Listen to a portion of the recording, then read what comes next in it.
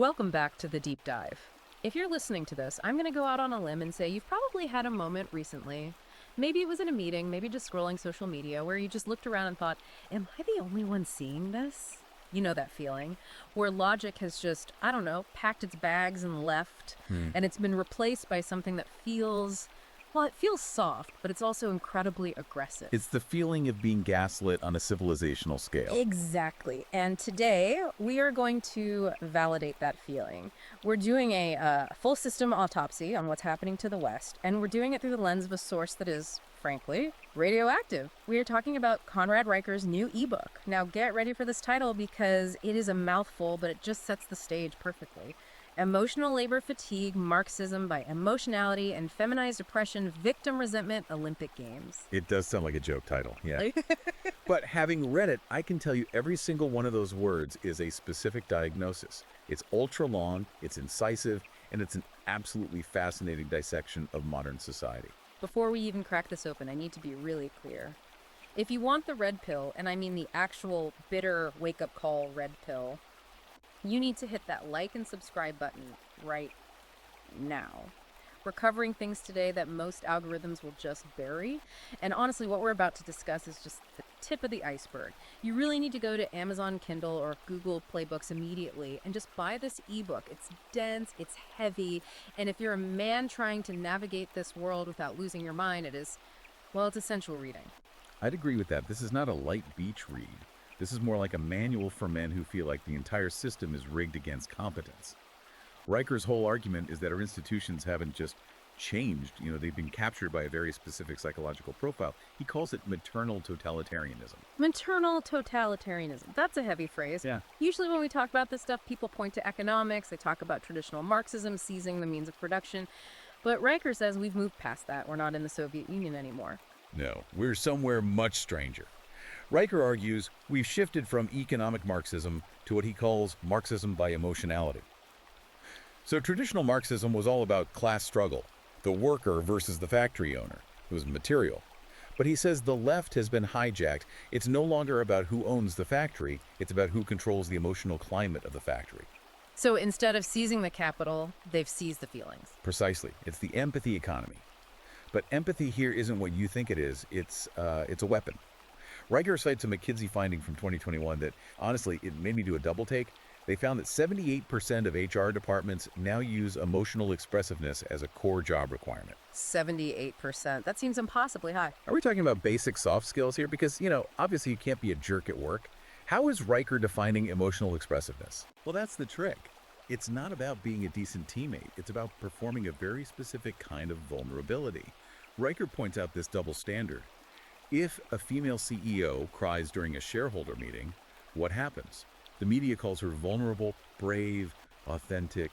But, okay, let's play that out for a man. If a male CEO starts weeping because the numbers are down... He's done. It's over. He's having a breakdown. Investors will pull out immediately. Exactly. He's unstable. So this requirement for emotional expressiveness, it's actually a filter.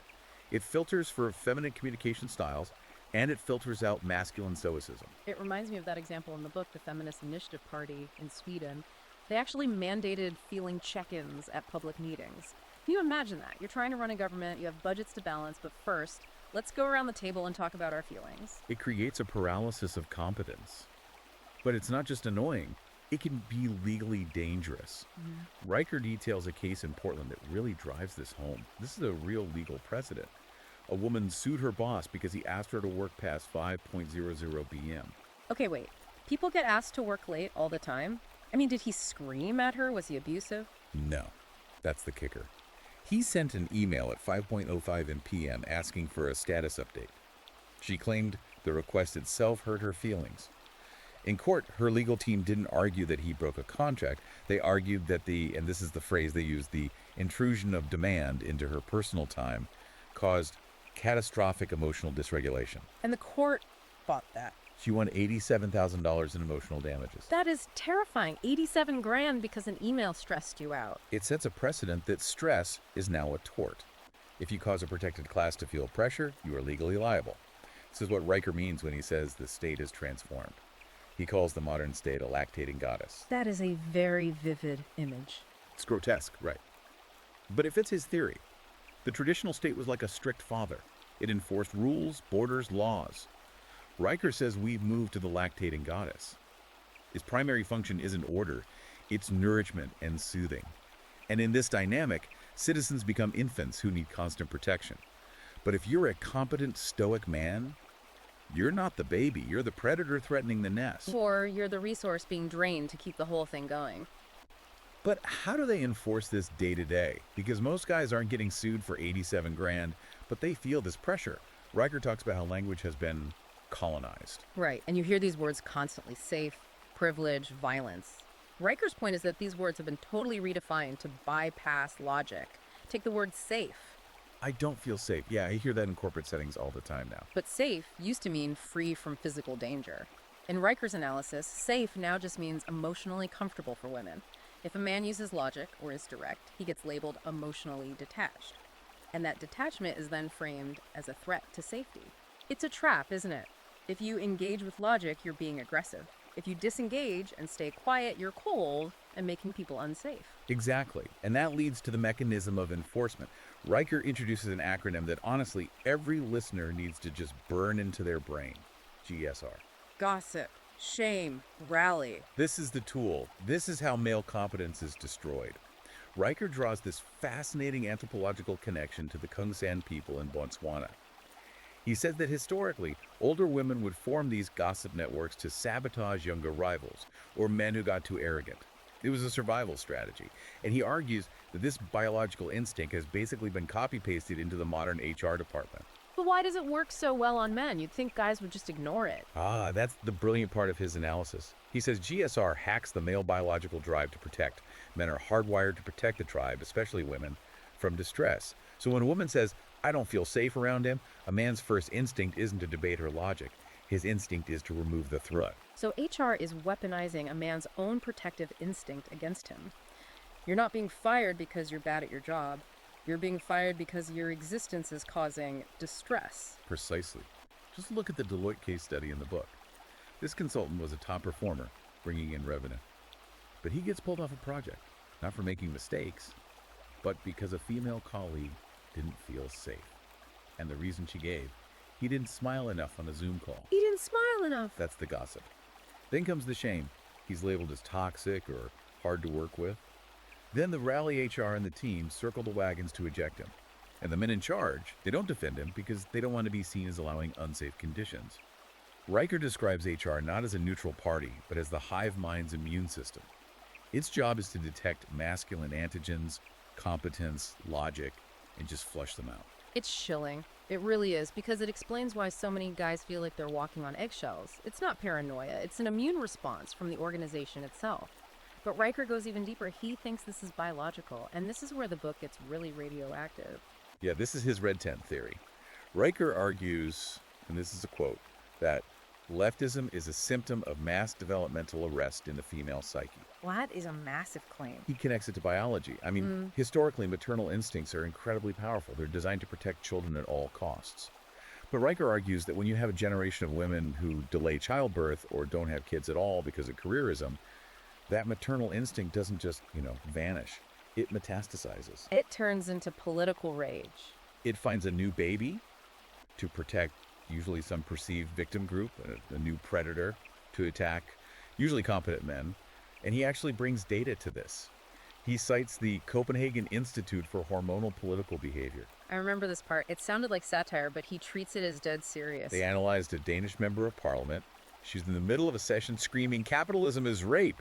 And they correlated her outburst with her cycle and found she was ovulating. Capitalism is rape. I mean, that's not a policy critique. That is pure emotion. And then there's the correlation study he mentions. A correlation of R equals 0.899, which in statistics is incredibly high, almost a perfect match between Google searches for toxic masculinity and the national menstruation peak. So the implication is that the spike in anger toward men isn't necessarily about what men are actually doing. It's internal chemistry being projected outward. Riker tells that anecdote about the Austin dating coach who advises men to check the lunar cycle before they even think about debating feminism with their partners. I mean, it sounds ridiculous, like we're talking about werewolves or something, but in the context of the book, it's basically survival advice. If you're trying to use logic against a hormonal tide, you're just going to lose. And you're going to pay for it. Which brings us right to the concept of emotional labor. Mm-hmm. That term is just everywhere now. Oh, yeah. I'm doing so much emotional labor, usually said by someone who is just, I don't know, existing.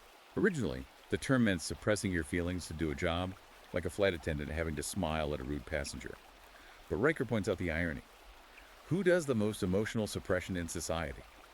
Men. Men die in workplace accidents at 93% of the total rate. Men do the dirty, dangerous, high-stress jobs.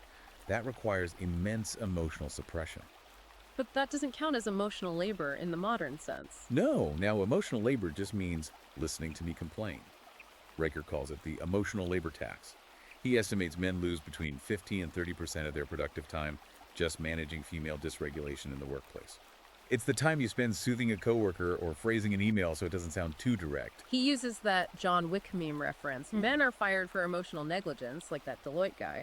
But if a man actually shows his feelings, unless he's crying in total submission, he's mocked. It's the double bind. The book mentions a CNN feature on the kind engineer. It profiled a woman who cried daily at her job, and she was celebrated as a leader for it. Meanwhile, a male engineer who actually saved their system during a crisis was written up for being cold. There's also that story about NASA. A Mars rover update was literally shelved. Why? A diversity review. We are putting space exploration on hold to make sure the language isn't offensive. This is what Riker means by the collapse of meritocracy. When feelings trump physics, well, bridges fall down. Spacecraft don't launch. We're sacrificing competence on the altar of the lactating goddess. And it's not just at work, it's creeping into our hobbies or private spaces. Riker has this whole section on the jealousy economy. This is such a profound insight. We often think these diversity policies are about equity. Riker argues they are driven by female envy of male success. He cites a study from the UK Office for National Statistics. It claims that women report feeling guilt and resentment when men earn more, even if the man is a total stranger. Even a stranger. So just the very existence of a successful man is an offense. It offends the emotional equilibrium. And so you see the destruction of male spaces. Riker lists all these examples. A poker night in Toronto banned because women petitioned it. They felt excluded. But did they even want to play poker? No, they didn't want to play. They just didn't want the men playing without them. It's that if I can't have it, nobody can mentality. Seen with that BBC documentary framing men's chess clubs as spaces of quiet domination that needed emotional audits. Quiet domination. It's chess. You're supposed to be quiet. But silence is threatening to the GSR network. Silence implies independence. If men are quiet, they might be thinking. And if they're thinking, they aren't validating the hive mind. Riker points to that viral Reddit thread, I think it was titled, "I haven't hugged my best friend in 12 years." Men are terrified of physical affection with each other because the culture has pathologized male bonding. You're either toxic or you're creepy. So men just isolate. And that isolation weakens them, which makes them easier to control. It's a vicious cycle. Riker calls it cultural suicide. He points to the girl dinner trend. You know, posting a plate of cheese cubes and wine and calling it dinner. I've seen that, yeah. It's treated as this cute, quirky thing. It's barely food. It's what you'd feed a hamster. But Riker says this isn't just a bad diet, it's a lifestyle manifesto.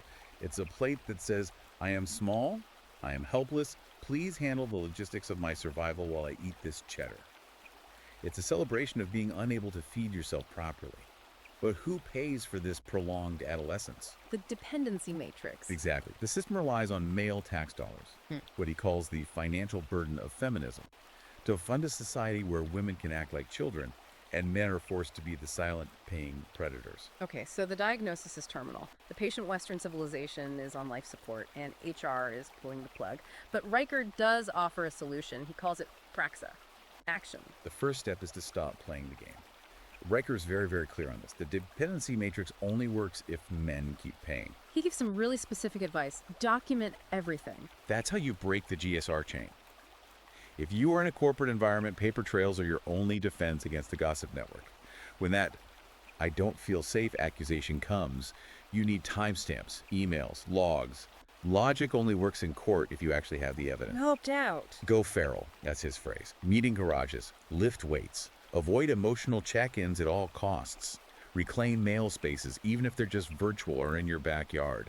Stop apologizing for wanting to be around other men. And the financial piece. Financial defense. Invest in assets the state can't touch easily. Land, gold, crypto.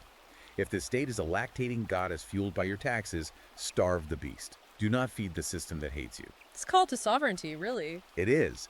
The goal is to stop being a host for the parasite. And Riker writes, and this is important, this isn't about hating women, but hating lies. That's a crucial distinction. It's easy to hear all this and think it's just anger.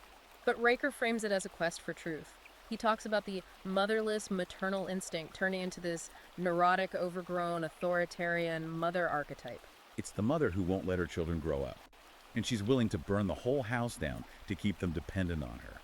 This book is, like Riker says, a surgery. It hurts, it cuts deep, but it's designed to save your life. If you are a man who's ready to reject the cult of female-coded leftism, you need this book. We've only covered a fraction of the data, the case studies, the history in this text. It is a massive resource. So here is your marching order. First, follow the author, Conrad Riker, at Conrad Riker on Substack. That's where the ongoing analysis is happening. And seriously, go to Amazon, Kindle, or Google Playbooks right now. Buy the ebook, Emotional Labor Fatigue, Marxism. By Emotionality and Feminized Oppression, Victim Resentment, Olympic Games. Do not wait.